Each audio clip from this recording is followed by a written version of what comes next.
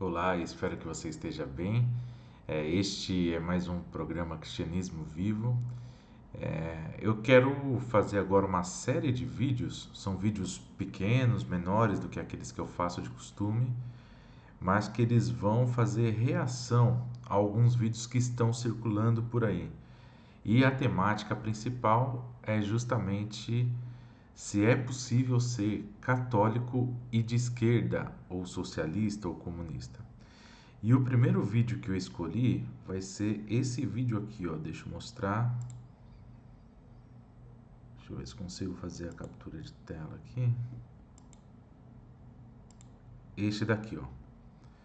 Então, esse aqui vai ser o vídeo, tá? Depois, se você quiser, você procura aí, assiste. É bom assistir essas coisas para saber o que está circulando por aí, né? Os comunistas estão excomungados e os católicos de esquerda. Esse vídeo circulou em 7, 8 grupos, quais eu estou, né, de cristãos e não cristãos, né, progressistas ou não. Então achei importante fazer é, é, uma reação aqui. Agora, é muito difícil, né, gente? Por quê? Porque é muita coisa, muita aberração, muita coisa jogada superficialmente. E aí, para a gente cuidar, a gente pode ver que o vídeo tem 20 e tantos minutos, 23 minutos, se eu não me engano. Só que nos primeiros 2 minutos ali de vídeo já tem uma série de erros e uma série de imprecisões que fazem com que nós, pessoas comuns do dia a dia, que não estão ligadas, não estão por dentro dos debates teológicos, etc., vão aceitando essas coisas como se fossem verdadeiras. Até porque a forma que o rapaz impõe, se eu não me engano, o nome dele é Henrique, a forma que ele impõe é de fato muito impositiva, né? Doutrinária mesmo, totalitária, né? E eu vou explicar o porquê. Bom, neste vídeo ele começa afirmando já na abertura o seguinte: para ser excomungado basta que defenda os princípios da esquerda. Existe incompatibilidade metafísica entre pensamento da esquerda e catolicismo. Gente, isso é absolutamente falso, né? Se qualquer pessoa que tem minimamente aí uma leitura, que saiba minimamente o que é ser de esquerda, o que é ser de direita, já sabe que isso é falso, né? Já começa a criticar o vídeo por aí. Bom, por que isso é falso? Vamos lá, rapidamente aqui. Qualquer conceituação, e tem várias conceituações que se possam dar à direita e à esquerda, mas todas elas têm uma mesma origem, né? Que é a origem desses termos. A origem desse termo é na pré-revolução francesa, né? Da cultura burguesa, da classe burguesa, onde eles estão ali fazendo um levante contra a monarquia, e na Assembleia os burgueses se sentam ao lado esquerdo da Assembleia. E aí você tem ali o centro e o lado direito, né? O lado direito são aqueles que estão plenamente em defesa da monarquia. No centro você tem aqueles que o centrão, né, o famoso centrão, e ao lado esquerdo aqueles que querem mudar, né, aqueles que querem transformar a sociedade de uma sociedade monárquica para uma sociedade republicana. Então, essa é a origem dos termos, né? Direita e esquerda. Antes disso, há esses termos? Não, não há. Né? Então, não adianta ficar falando, Jesus foi de esquerda, Jesus foi de direita, Jesus foi. Tudo isso é besteira, tá? Não adiciona em nada para o debate. Né? A origem desses termos está aqui. Né? Então, qualquer que seja o conceito de direita ou esquerda, eles têm que começar por aqui, que é a sua origem, que é a etimologia dos termos, que é de fato o que dá sentido a estes termos. Tudo bem? A gente pode ir atualizando isso, obviamente, e hoje, com certeza, direita e esquerda já não são mais a mesma coisa que eram ali, mas o sentido literal ali é esse, né? Direita, mantém a ordem, esquerda, transforma a ordem. Então, você tem ali de extrema direita a extrema esquerda, você tem diversos espectros políticos aí, como a gente chama. Bom, então, por que não é? Por que está falsa essa afirmação de dizer que não se pode ser cristão, católico e ser de esquerda ao mesmo tempo? Gente, vamos pegar Jesus, vamos lembrar do Evangelho, né, que é a nossa maior revelação de fé na Igreja Católica e no cristianismo como um todo. Né? Vamos estudar a Bíblia, isso é importante ainda, acredito eu, né, para quem se diz cristão. E ali no Evangelho você acha a mensagem de Jesus, né? E a mensagem central de Jesus é de direita ou é de esquerda? Uma pegadinha, hein? Não é nenhuma das duas, como eu já falei. Os termos direita e esquerda são modernos, são da política moderna, tudo bem? Agora, a mensagem de Jesus, o que que contém nela?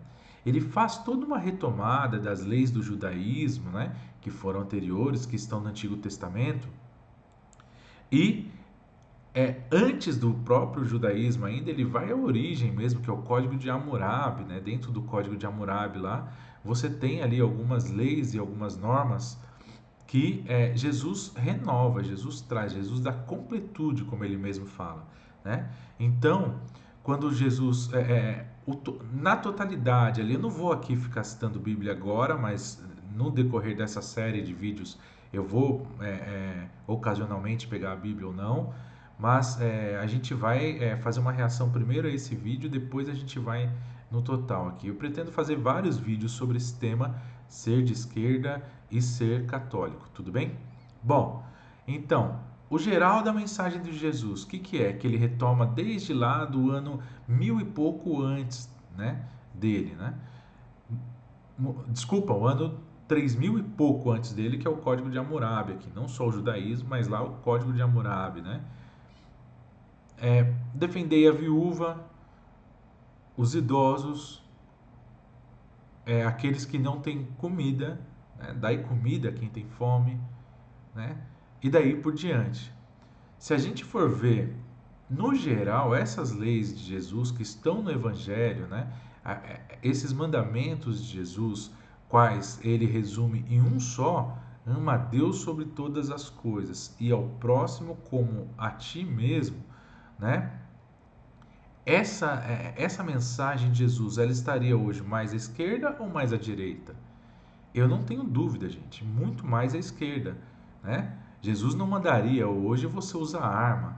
Pelo contrário, quando Pedro tirou a arma lá, cortou a orelha do soldado, o que que Jesus fez? Repreendeu e curou o soldado, né? E disse que não era para fazer isso, né? Que o reinado dele é de uma outra espécie, não é a espécie da violência, não é com as regras desse mundo, né?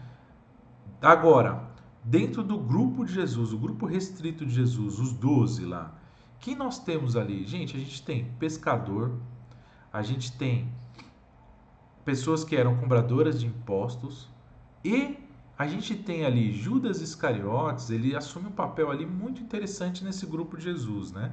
Que é o quê? Ele é o cara que cuida da grana, do dinheiro, né? Da bufunfa do grupo todo, né? Judas Iscariotes, quem é esse cara? Ele é um zelota.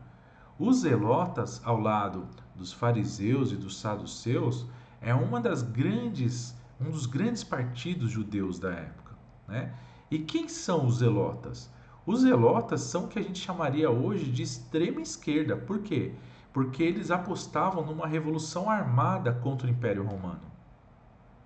Repito, Judas Iscariotes é um cara que é do Partido Zelota, que é um partido que hoje nós classificaríamos, sem medo de errar, como extrema esquerda. Por quê?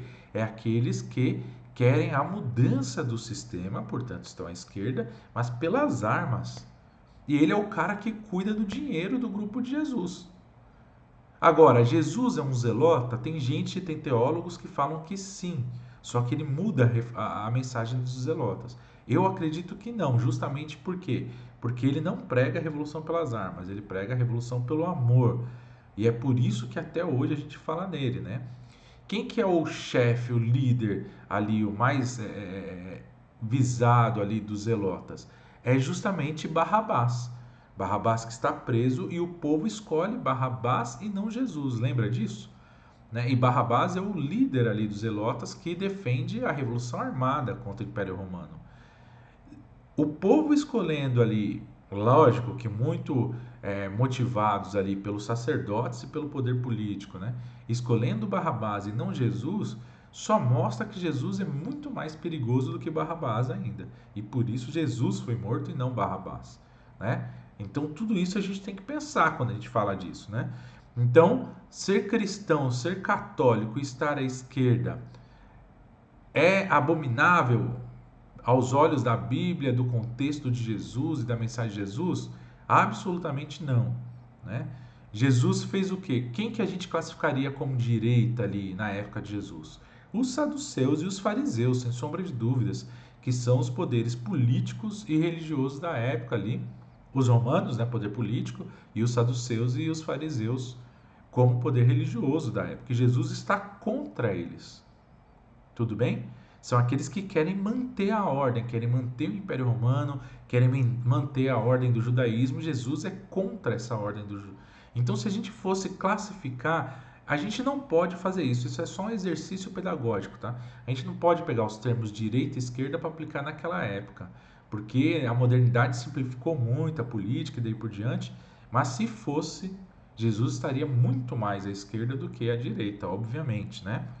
Tá, agora vamos pegar o catolicismo. A Igreja Católica é aquilo que veio depois do Ato dos Apóstolos, né? Depois do Concílio de Jerusalém, é aquilo que a tradição foi formando no cristianismo, né?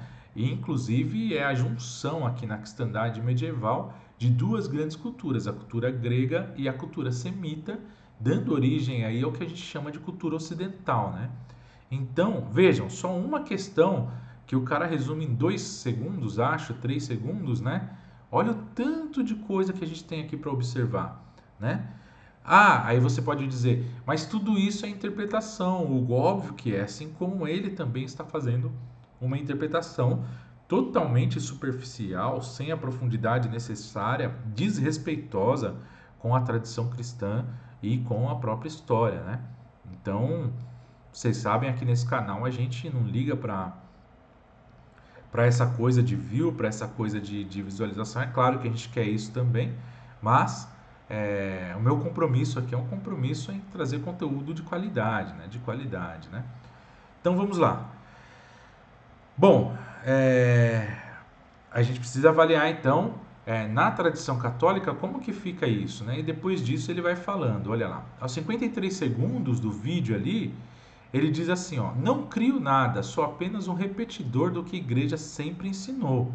Mentira, gente, isso é mentira, é falsidade, né? É para enganar aqueles e aquelas que não estão informados, informadas, né? Toda informação, toda interpretação que a gente faz de alguma coisa já tem o nosso dedo ali, já tem a nossa parte ali, né?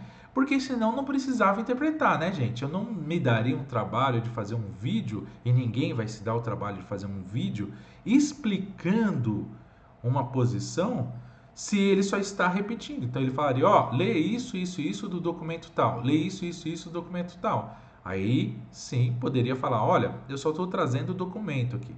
Isso se chama divulgação, né? Vídeo de comunicação de divulgação. Poderia divulgar os documentos. Isso você vai encontrar no documento tal, isso no documento tal, isso no documento tal.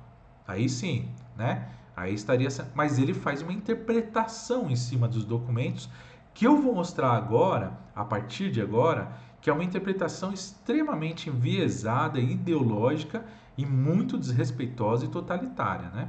E eu vou mostrar como. E errônea, a maioria das vezes, muito errônea, né? Na minha perspectiva, obviamente, você assiste esse vídeo, assiste o dele e tire sua própria conclusão, tudo bem? Bom, ali, num 1 minuto e 6 do vídeo, ele fala, aí ele vai começar a entrar no assunto mesmo, né? Socialismo religioso e socialismo católico, né? Vamos lá. De onde ele tira isso, né? Eu vou mostrar aqui, permita-me mostrar o documento. Vamos lá. Eu vou pegar aqui, diferente do que ele está fazendo lá, diferente do que ele está fazendo, eu não vou pegar aqui, não vou fazer um slide para você, vou mostrar nos documentos no site do Vaticano. O primeiro documento que ele pega não é a carta sobre o comunismo, e depois eu vou falar dela também. Ele pega aqui o 40º ano do Papa Pio XI, né? E ele vai falar sobre o termo socialismo religioso. Eu vou mostrar aqui, ó. A gente dá. Veja que eu estou no site do Vaticano, certo? Essa é a versão original do documento. E eu vou mostrar exatamente a frase que ele fala. Ó. Ele fala essa frase aqui, ó. Olha só onde começa a frase. Aqui você já desconfia, ó. Socialismo religioso, socialismo católico são termos contraditórios. Ninguém pode ser, ao mesmo tempo, bom católico e verdadeiro socialista.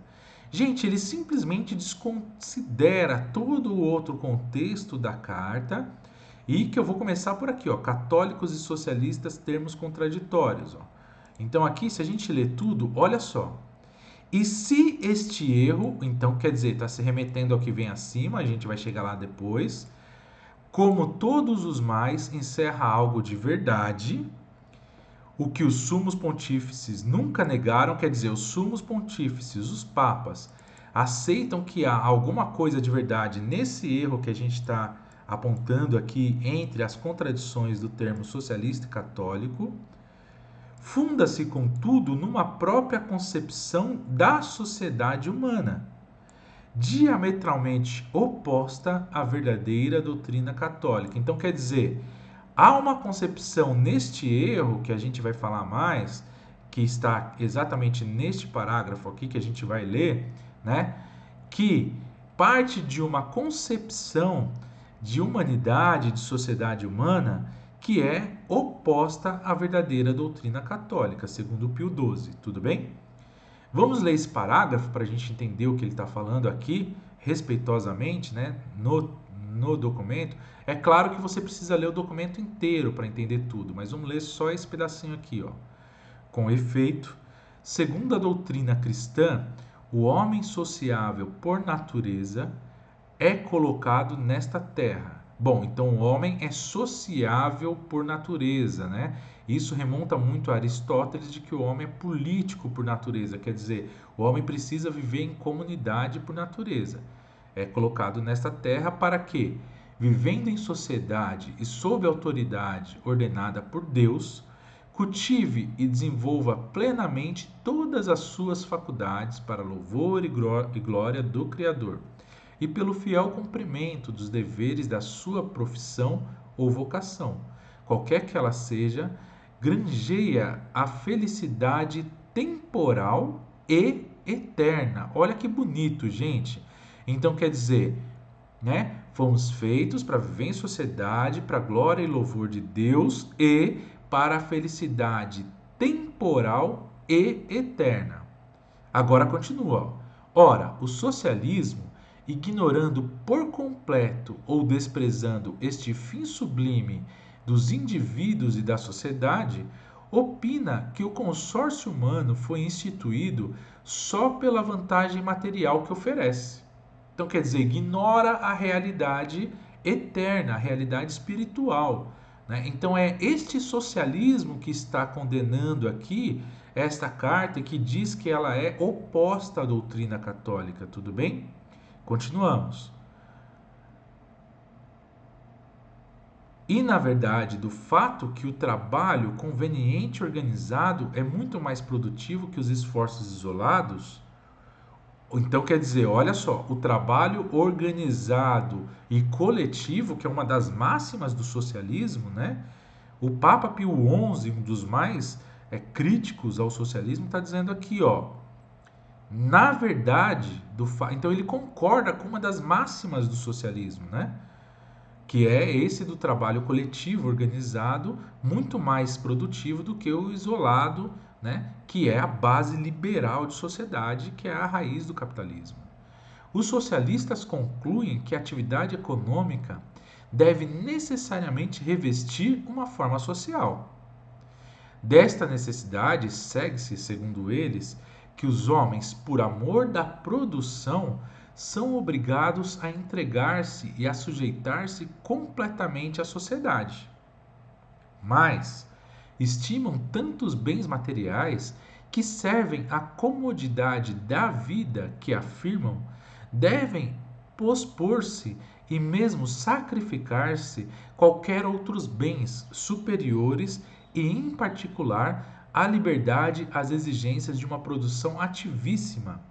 Esta perda da dignidade humana, inevitável no sistema de produção socializada, julgam-na bem compensada com a abundância dos bens que, produzidos socialmente, serão distribuídos pelos indivíduos, e estes poderão livremente aplicar a uma vida mais cômoda e faustosa.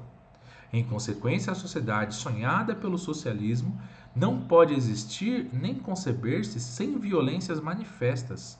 Por outra parte, goza de uma liberdade não menos falsa, pois carece de verdadeira autoridade social. Esta não pode fundar-se nos cômodos materiais, mas provém somente de Deus Criador e fim último de todas as coisas. Gente, então, qualquer interpretação de texto básica aqui, eu gostaria de um dia ler essa carta inteira com vocês, que ela é muito interessante, né? Mas este parágrafo aqui nos dá a ideia da totalidade da carta do Pio XI, que está dizendo justamente que o socialismo que se baseia explicitamente na materialidade, que ignora a realidade espiritual e eterna, portanto, que se baseia no modo de produção tal que desumaniza as pessoas, porque ele não vê que as pessoas têm realidades e satisfação não só na dimensão material, mas também na dimensão espiritual, e por isso esse tipo de produção socialista perde a sua dignidade, tudo bem? Ele é oposto à doutrina católica. Bom, então é a este tipo de socialismo que se dirige essa crítica, né? E é isso que o Pio XI está aqui totalmente crítico. Agora, se a gente lê a carta toda, gente, olha só o que a gente conta, que legal. Vamos buscar nela aqui, ó.